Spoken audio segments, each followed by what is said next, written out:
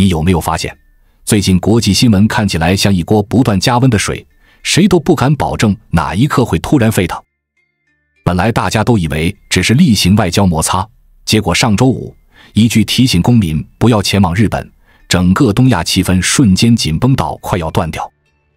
你聽到這句話的時候，心裡是不是也閃過一個疑問：事情怎麼突然變得這麼大？到底發生了什麼？更弔詭的是，這一切的導火線竟然來自日本新首相高市早苗的一句“台灣有事，可能構成存亡危機事態”。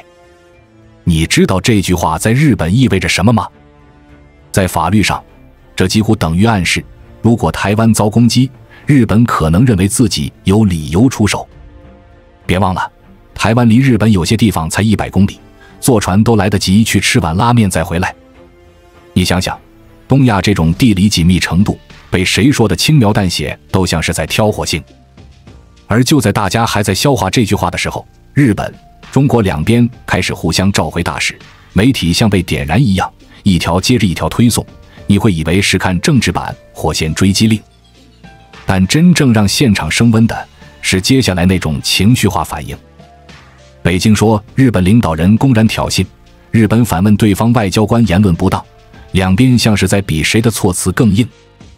你以為這樣就結束？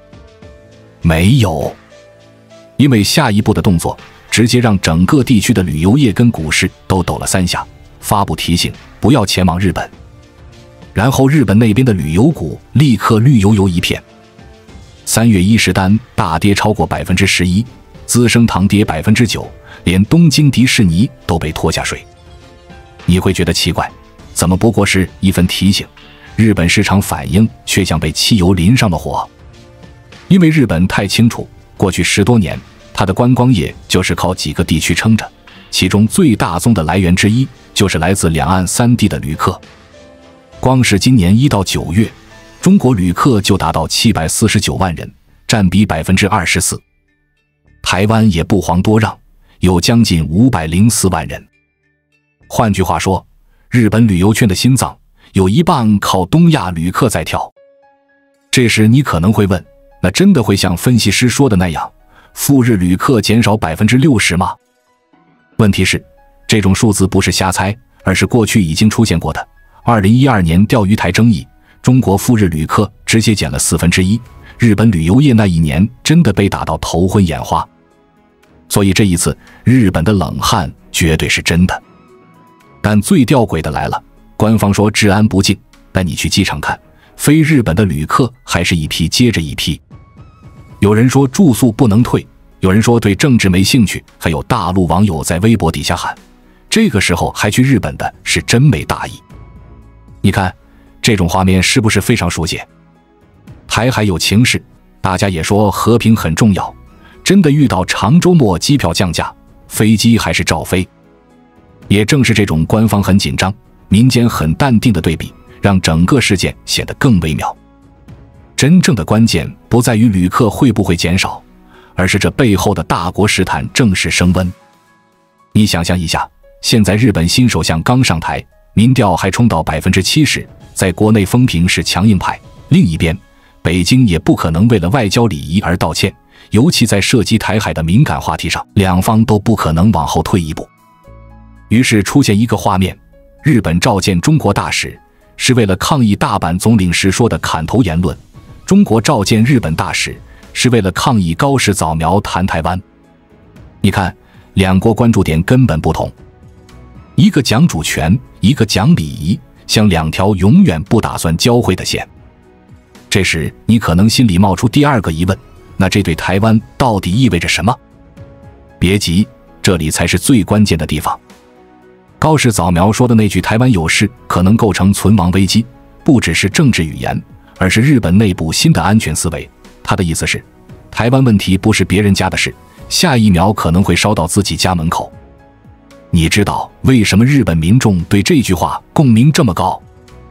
因為過去10年，日本的安全政策從盡量避免捲入變成我們可能本來就捲在裡面。這是一個巨大的轉變，甚至比首相換人更影響長期戰略。而這次的糾紛，就是那種看似是外交風波，其實是思維衝突全面浮上台面的時刻。講到這裡，你可能會問，那台灣民眾怎麼看？根據現場採訪，台灣旅客依然照飛，而且有人還說，沒有中國人的日本根本是天堂。你看，這種反差是兩岸三地在面對同樣事件時會出現的典型情緒，大家都覺得自己有道理，但每個群體關注點完全不同。現在我們再把鏡頭拉遠一點，你會發現整個狀況像一塊不會停下來的骨牌。日本擔心台海，中方對日本不滿，旅客風向被牽動，股市波動，旅遊業恐慌，輿論開始分裂，網友開始喊更激烈的東西。每一步都不是單獨存在的，而是像彼此咬着彼此的齒輪。一旦某個齒輪咬太深，整台機器就可能卡住。你剛剛可能已經在心裡問了一個問題，這些聽起來都很驚險，可是跟我有什麼關係？我只是一個偶爾去日本逛街、買電器、泡溫泉的普通人，政客講他們的，難道真能影響到我這張機票？先別急着把問題丟開，我們一步一步來看。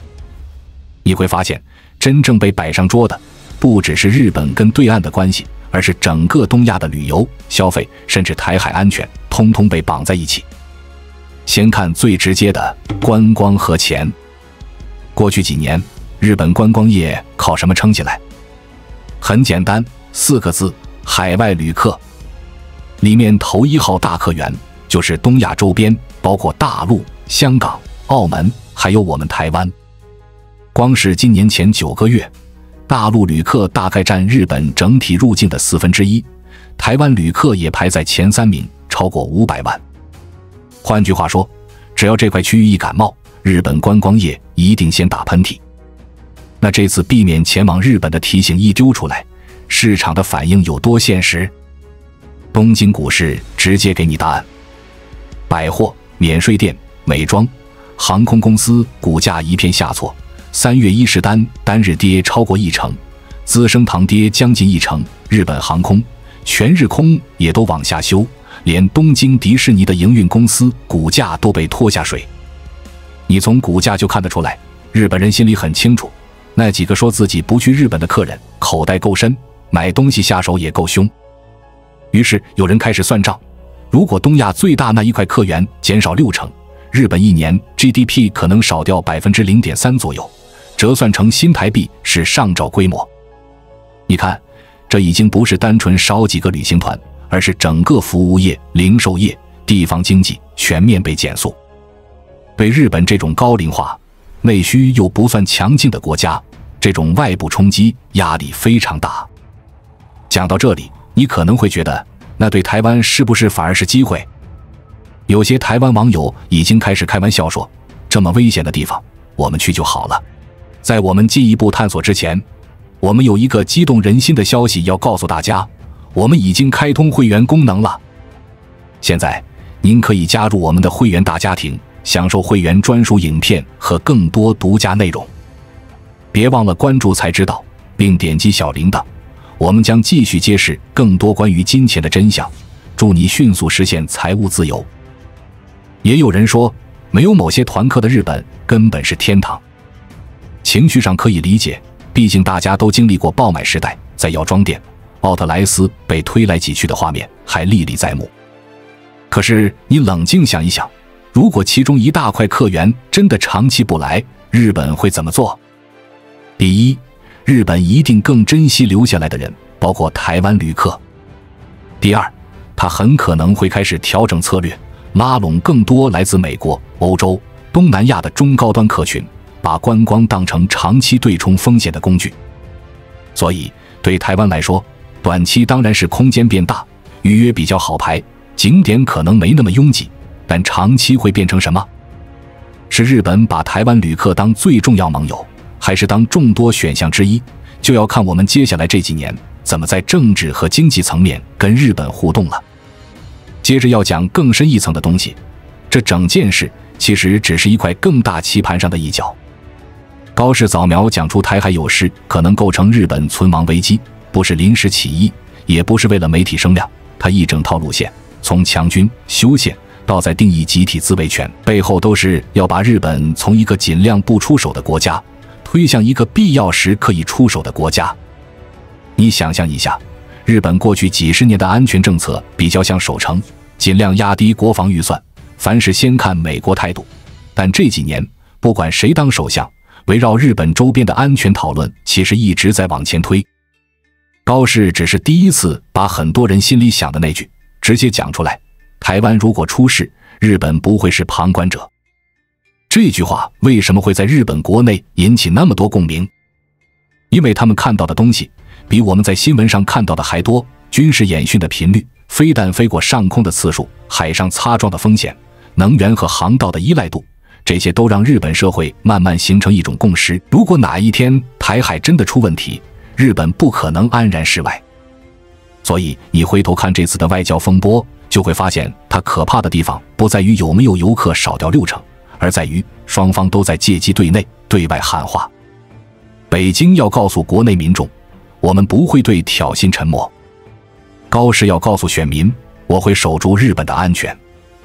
而日本民間有一部分人則開始在社群上說出很直接的話：不需要某些客人，我們也可以活得更好。這些情緒短期看是嘴上較勁，長期看就是觀念在改变。那台灣在這裡面扮演什麼角色？你會發現一個很微妙的現象，很多時候台灣根本不在場，但所有人的發言都圍繞着台灣有事。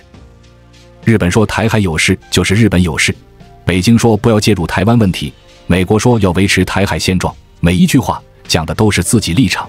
真正住在這塊土地上的台灣人反而成了各方話語裡的關鍵名詞，而不是決策者。這就是為什麼這次事件對台灣特別重要，它像是一盞警示燈，提醒我們別再以為台海安全只是軍事數字的問題，什麼戰機架次、軍艦噸位、飛彈射程，而是已經擴散到觀光、人流、資金、情緒、民意。你看，這次連要不要去日本玩這樣的小決定都被扯進了地緣政治裡。你可能會問，那台灣應該怎麼辦？不要去日本，還是故意多去？我反而覺得，比起要不要去，更關鍵的是，我們能不能看懂這背後正在形成的3層結構。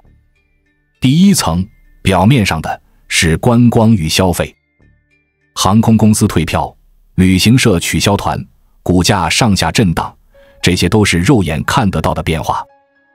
這裡的輸贏，誰少賺一點，誰多一點客人，影響的是1年2年的賬面。第二層是國家之間的試探，用不是真正的制裁，也還不到封鎖的程度，而是借一個政策，一個提醒，看對方會不會慌，看市場有什麼反應，看盟友們站到哪一邊。現在這一招用在觀光，未來會不會用在高科技、能源、金融？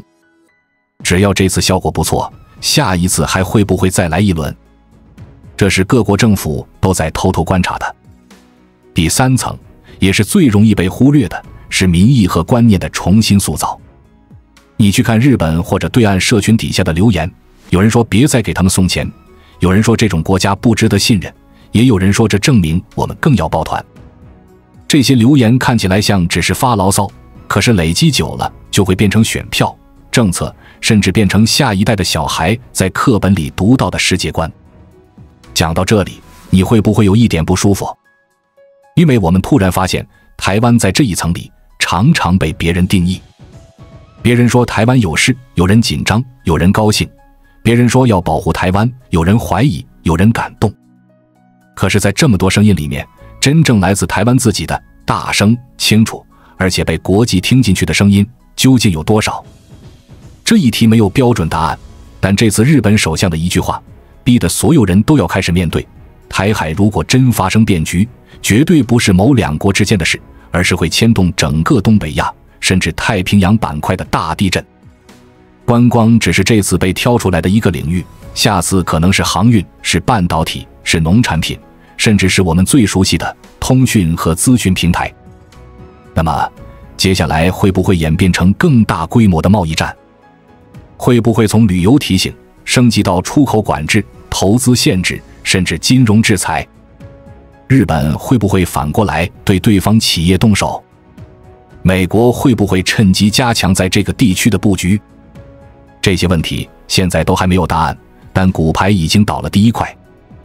真正在乎台灣未來的人，不能只是看熱鬧。如果有一天台海周邊的衝突不再只是一條軍事新聞，而是變成你手機裡那張機票、你手上那隻股票、你公司接到或失去的一個訂單，你覺得台灣人會怎麼選？政府會怎麼選？企業會怎麼選？而你自己又準備好怎麼選嗎？所以到最後，我們真正要問的不是他們為什麼講話那麼衝，日本會不會被嚇到，對岸是不是在施壓，這些問題都太淺了。真正應該問的是，如果下一次的風暴吹過來，不是旅遊，不是股市，而是跟我們每一個台灣人的生活息息相關的東西，我們準備好了沒有？你想想，日本這次為什麼這麼緊張？因為旅客減少，它會痛。那台灣呢？我們痛在哪裡？我們痛在地緣，痛在供應鏈，痛在能源，痛在地球上所有國家都在重新計算風險的時候，我們就在那個被計算的中心點。這不是恐嚇，這是地理給我們的現實。而你有沒有發現，一件國際事件，只要輕輕碰到台灣2個字，全世界都會像有人突然把音量開到最大一樣。有人開始宣示立場，有人開始敲桌子，有人開始算利益，有人趁機做文章。但唯一保持沉默的，往往就是台灣自己。我講的直接一點，我們不能再讓別人替我們定義價值，替我們決定未来，替我們解釋什麼叫台灣有事。我們必須自己發聲，自己做選擇，自己寫劇本，而不是被寫進去。你看這次的風波，日本對岸、美國、韓國媒體，大家都在講我們，但我們自己反而沒有好好講清楚，台灣要什麼？台灣能承擔什麼？台灣願意走到哪裡？我們是區域穩定的關鍵，還是只是別人棋盤上的格子？這才是我們真正要想的。你可能會說，那我們能做什麼？我們只是普通人，但普通人的選擇累積起來就是國家的方向。你要不要去日本？你怎麼買保險？你在投資什麼？你關注哪些新聞？你認同哪一種價值？你教給下一代什麼樣的世界觀？這些全部都會在關鍵時刻變成真正的力道。而這個地區接下來的10年絕對不會平靜，日本的路線會繼續往前推，中國的態度也不會軟，美國一定持續介入，韓國會觀察，東南亞會試圖左右逢源。每一個國家都在搶位子，搶敘事，搶未來的戰略空間。台灣呢？台灣沒有退路，但台灣有籌碼，有價值，有國際關注，有半導體，有地理位置，有民主體系，有文化軟實力。我們不是無力的小國，我們只是還沒習慣把自己的力量說出來。所以我想把今天講的所有東西濃縮成一句最重要的話，讓你記住，也讓你帶走。真正決定台灣未來的，從來不是別人講什麼，而是我們自己認為什麼，信什麼，堅持什麼。國際局勢永遠都在變，風向可能隨時反轉，今天是旅遊，明天可能是科技，後天可能是能源。但台灣的選擇，台灣的韌性，台灣面对不確定性的能力，才是最關鍵的底氣。最後，我想問你一個問題，也是我希望觀眾聽完之後會在心裡回放好幾遍的問題：下一個風暴來的時候，你希望台灣是被推着走，還是自己走出路？答案很可能決定我們未来20年的樣子。關注我，我是才知道，帶你解鎖更多金錢的真相。